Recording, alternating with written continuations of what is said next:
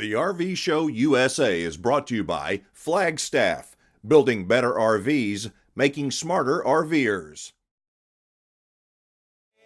All right, Alan Warren, the RV Wingman, and when we are looking for great content, we go to YouTube, and we know every time we find Wandering Weekends, we have got some good people that are going to be on the show. Wandering Weekends, Corey and Brooke from Georgia make some great content, and they're not full-time RVers. Hey, Corey, you there? Yeah, I'm here. Brooke's with me. Well, good. Brooke, last time I think you were having to tend the kids, and you weren't able to join us on the show. I was there in bed tonight, so I could join. Well, you know, most of the time here on the show, we talk with full-time RVers that have a YouTube channel. Y'all have Wandering Weekends, and you got a lot of great videos, but you're not full-timers. Tell us about it. Yeah, we still have our sticks and bricks house. We both have full-time jobs, 2 kiddos, you know, sports that go along with that, a yard to take care of, unfortunately. So, yeah, that's part of our thing. We're kind of a lot of other weekenders where we just get to go on the weekend. We do spring break and fall break, but yeah, mainly just weekend stuff. Why did you create your own YouTube channel?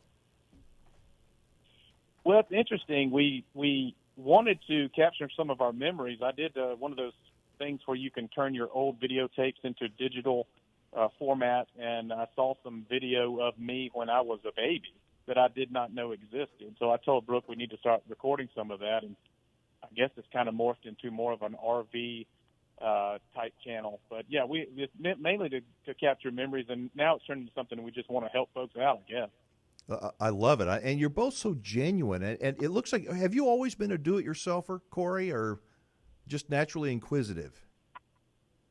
Well, I had 2 granddads that were both the greatest generation granddads.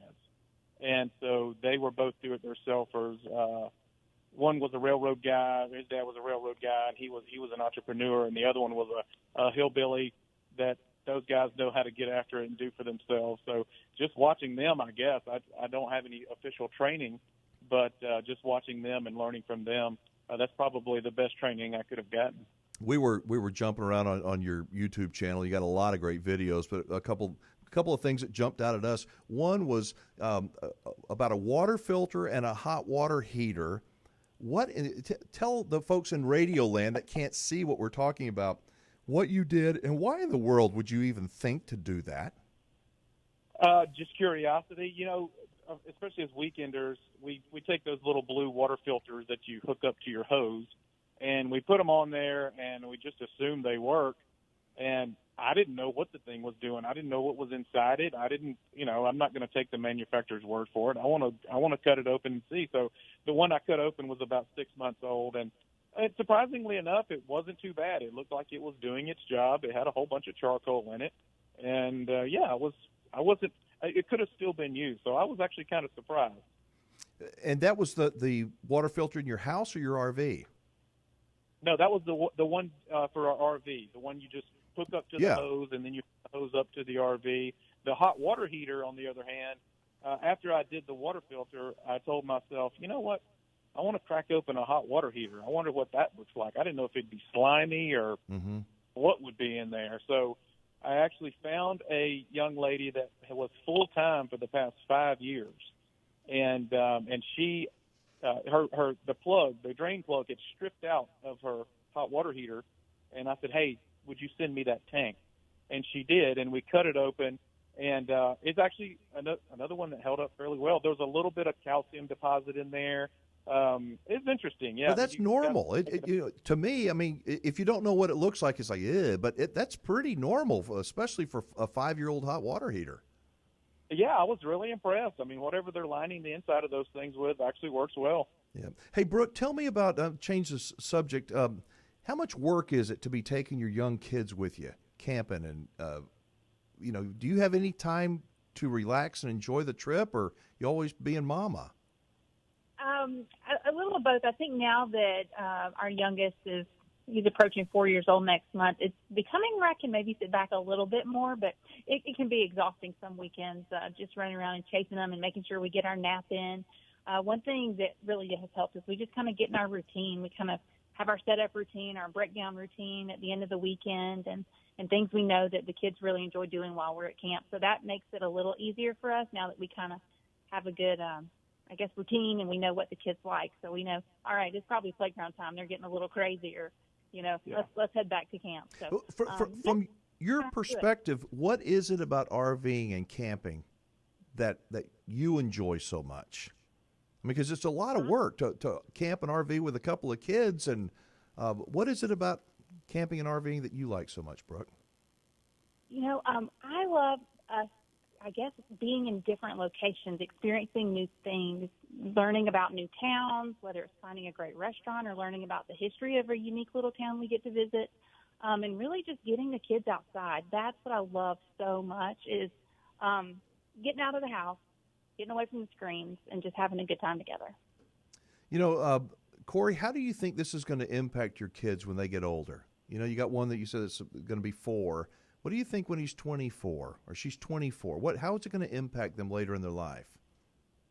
Oh, gosh, I have no idea. I can tell you how I've just seen so many people do the right things and something else happens. But, I hope it instills a love for the outdoors.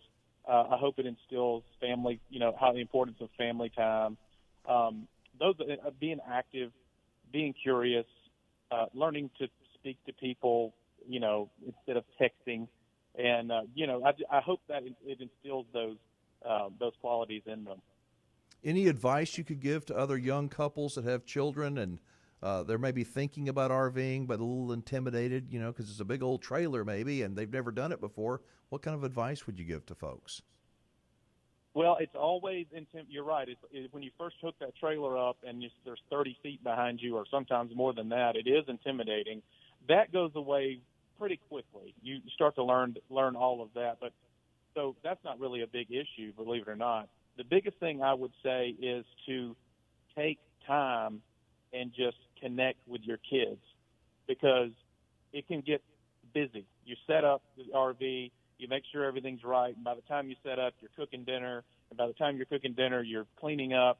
Just relax for a second, let the dishes sit by the campfire, sit with them. Beckett last time was bringing up Godzilla.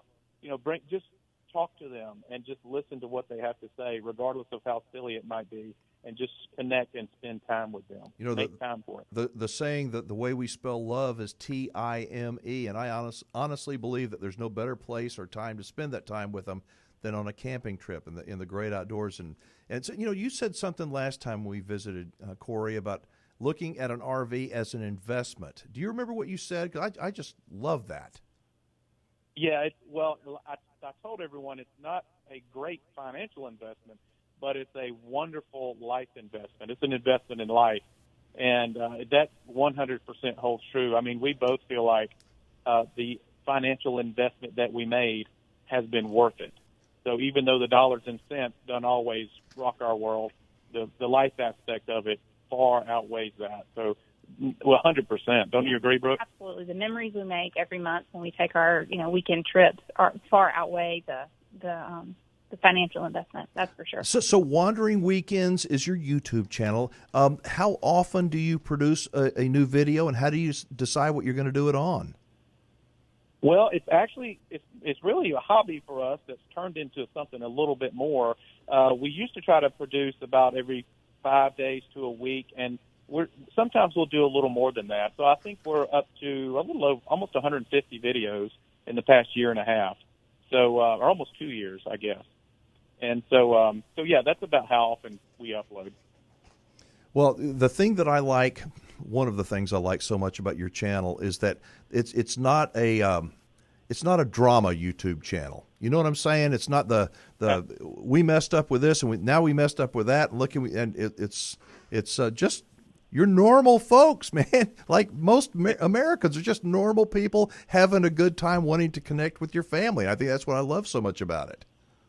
Well, I sincerely appreciate that. I don't have the talent to put out a really pretty video like some of these other YouTubers, which I totally love watching their videos, by the way. I appreciate the editing and the shooting that goes into it. We don't have the time. Right. Full-time jobs and 2 kiddos. So we just do the best we can do, and I'm grateful that people tune in and watch. Well, listen, we got to leave it there. We're getting the signal from the master control room. Thank you for checking with us, and hope you all have a great spring and summer camping season, all right? Thank you, too. Thanks for having us. All right, you so much, take care. Very, very nice people right there, folks. Wandering Weekends on YouTube, and their website also, Wandering Weekends. Put it all together, wanderingweekends.com. Before we jump, I want to invite you to follow us on social media, where you're also able to catch our show in bite-sized pieces and watch us when we're doing the show in real time. And we'd also love for you to tell your friends about us. We'd appreciate that an awful lot.